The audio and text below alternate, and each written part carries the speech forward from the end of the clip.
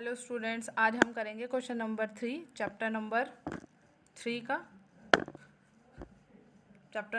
का class 10th के लिए। ठीक है, क्लास 10th का चैप्टर नंबर 3 करेंगे। चैप्टर 3 का क्वेश्चन नंबर 3 करेंगे। इसमें हमसे क्या पूछा गया है, कंसिस्टेंट और इनकंसिस्टेंट पूछा गया है कि बताओ कि जो दो रेखाएं दे रखी हैं, हमें दो पेयर ऑफ लीनियर इक्वेशन दे रखा है, क्या वो कंसिस्टेंट है या इनकंसिस्टेंट है, संगत है या असंगत है। तो इसके लिए देखो, मैंने पिछली बार आपको वो करवाया था, उसमें मैंने एक चीज़ नहीं बताई थी आपको। तो पहले वो एक चीज़ देख लो। इसमें देखो, जिसमें भी हल होता है, एक भी हल है तो वो हमारी कंसिस्टेंट है। वो हमारी कैसी हो जाएगी, कंसिस्टेंट। इनफाइनाइट वाली भी कंसिस्टेंट हो जाएगी। इनकंसिस्टेंट कौन सी होती है, जिसका नो सॉल्यूशन, कोई भी सॉल्यूशन नहीं होता, सिर्फ वो इनकंसिस्टेंट होती है। ठीक है, कंसिस्टेंट मतलब क्या होता है, संगत। ये भी संगत हो जाएगी और ये क्या हो जाएगी, असंगत। यानी जिसमें भी नो सॉल्यूशन होता है, सिर्फ वो असंगत होती हैं, बाकी सारी संगत होती हैं हमारी। ठीक है, तो अब देखो, अब हम थर्ड क्वेश्चन में यही करना है हमें। थर्ड क्वेश्चन क्या बोलता है कि बताओ कि ये जो दो रेखाएं दे रखी हैं वो हमारी संगत हैं या असंगत हैं। ठीक है, इस तरह से हमें क्वेश्चन करना है। तो अब तो देखो, दो दे रखी है, 5x - 3y = 11, -10x + 6y = -22, इस तरह से।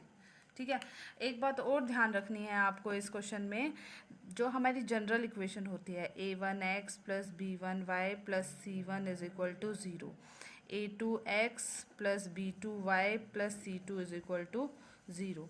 अब ये बात ध्यान रखनी है, जो ये दो इक्वेशन होती हैं, c1 या तो = के इस तरफ होना चाहिए दोनों में, या c1 c2 दोनों उस तरफ, तो वो भी ठीक माना जाता है। या फिर आप क्या लिख सकते हो, और a1x + b1y = c1, a2x + b2y = c2। ठीक है, तो ये देखो, आपको क्या करना है, या तो = के c1 c2 इस तरफ होना चाहिए, या = के उस तरफ होना चाहिए। अगर एक उधर है, एक इस साइड है, तो आपको दोनों को एक साइड लेके आना है। ठीक है, पहला ये काम करना है। अब देखो, हमारे इसमें क्या है, इस तरफ है दोनों c1 c2, तो इस इक्वेशन से कर लेंगे। तो पहली हमारी क्या है, 5x - 3y = 11, और दूसरी क्या है, -10x + 6y = -22 है। ठीक है, अब देखो, यहाँ से x के साथ वाला a1, x के साथ वाला क्या हो जाएगा, a1 हो जाएगा। यानी a1 की वैल्यू कितनी आ गई, 5 आ गई। ठीक है, इस तरह से कंपेयर कर लेंगे। अब y के साथ b1 है, तो y के साथ कितना है, -3। यहाँ पर ना साइन भी कंसिडर करना है, तो b1 की वैल्यू कितनी आ गई, -3 आ गई। अब c1 क्या है, अकेला c1 जो है वो 11 है। इसी तरह से x के साथ जो है दूसरे में a2 बन जाएगा, तो a2 कितना हो जाएगा, -10। b2 कितना हो जाएगा, 6। y के साथ है तो b2 कितना हो जाएगा, 6। c2 कितना हो जाएगा, -22। ठीक है, अब इसको वही कंडीशन निकालने के लिए क्या करेंगे, a1/a2, b1/b2 और c1/c2। तो a1/a2 कितना है, 5/-10, b1/b2 क्या है, -3/6, c1/c2 क्या है, 11/-22। ठीक है, अब कट कर लो, 5 1 = 5, 5 2 = 10। आंसर कितना आ जाएगा इसका, -1/2। ऐसे b1/b2 का निकालोगे तो कितना आ जाएगा, 1/2, और माइनस का साइन है तो इसका भी आंसर -1/2। ऐसे इसको कट कर लोगे तो इसका भी आंसर कितना आ जाएगा, -1/2। यानी तीनों इक्वल हैं। a1/a2 किसके इक्वल है, b1/b2 किसके इक्वल है, c1/c2। जब तीनों इक्वल होती हैं तो हमारी कैसी रेखाएं बनती हैं, समपाती रेखाएं बनती हैं। समपाती मतलब क्या होता है, हमारा कोइंसिडेंट, एक लाइन के ऊपर दूसरी लाइन बनती है। और जब भी ऐसा बने तो आपको बना के देखनी है ये। ठीक है, कोइंसिडेंट लाइन कैसे बनती है, इस तरह से बनती है।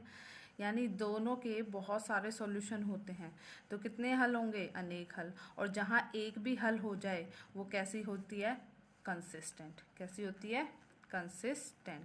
कंसिस्टेंट मतलब समपाती, ओ सॉरी, समपाती नहीं, संगत। इसको क्या बोलते हैं हम, संगत बोलते हैं। ठीक है, तो अगर एक भी हमें क्या निकालना है, पहले लाइन निकालनी है, लाइन के बाद उसके हल निकालने हैं, हल के बाद उसका बताना है कंसिस्टेंट है या इनकंसिस्टेंट है। इसी चैप्टर में इस क्वेश्चन के हमारे पास बहुत सारे पार्ट्स हैं, तो मैंने कुछ सॉल्व कर दिए हैं, तो वो मैं आपको बता देती हूँ। तो जिस तरह से, जैसे ये है 4y3x plus 2y equal to 8, 2x plus 3y equal to 12, ये क्वेश्चन है। ठीक है, इसको ऐसे ही कंपेयर कर लिया, a1/a2, b1/b2, c1/c2 निकाल लिया। इसमें क्या आया, हमारे पास तीनों ही इक्वल आ गए, तो यहाँ भी कोइंसिडेंट और संपाती रेखाएं बन रही हैं, और इसके सॉल्यूशन कितने होते हैं, अनेक, तो अनेक हल है, तो कैसे हो जाएगी, कंसिस्टेंट। ठीक है, इसके बाद आप देखेंगे सेकेंड पार्ट भी मैंने सॉल्व करके दिखा रखा है। सेकेंड पार्ट में क्या है, 2x minus 3y 4x minus 6y equal to 9। यहाँ से फिर से हम a1/a2 निकालेंगे, b1/b2 और c1/c2। यहाँ पर देखो a1/a2 b1/b2 के इक्वल है, पर c1/c2 अलग है। तो पहले दो जब इक्वल होते हैं तो कैसी लाइन बनती है, पैरेलल, समांतर, और इनमें कोई भी ये हमारा कॉमन नहीं है, तो इसका नो सॉल्यूशन, कोई भी हल नहीं, तो ये कैसे बन जाएगी, असंगत। असंगत को हम क्या बोलते हैं, इनकंसिस्टेंट। तो ये कैसी बन जाएगी, इनकंसिस्टेंट। इसी तरह से आपको क्या करना है, थर्ड पार्ट करना है इसका, 3/2x 5/3y। ठीक है, इसको सॉल्व करोगे, इसी तरह से आपको निकालना है, ये आपका होमवर्क है। ठीक है, तो जो आपका हमारे पास ये चैप्टर है, ठीक है, 10th, ये बहुत ही इंपॉर्टेंट है। इसमें से ये क्वेश्चन ज़रूर आते हैं, कंसिस्टेंट और इनकंसिस्टेंट वाले, बहुत, मतलब 2 नंबर का, 3 नंबर का एक क्वेश्चन ज़रूर मिलेगा आपको। तो बस आपको क्या करना है, सिर्फ इनको कंपेयर करना है, वैल्यूज़ निकालनी है, और ये टेबल जो है आपको लर्न करनी है। तो कम से कम इसमें से 4-5 नंबर का ज़रूर आता है, इसको बिल्कुल अच्छे से प्रिपेयर करें। Thank you.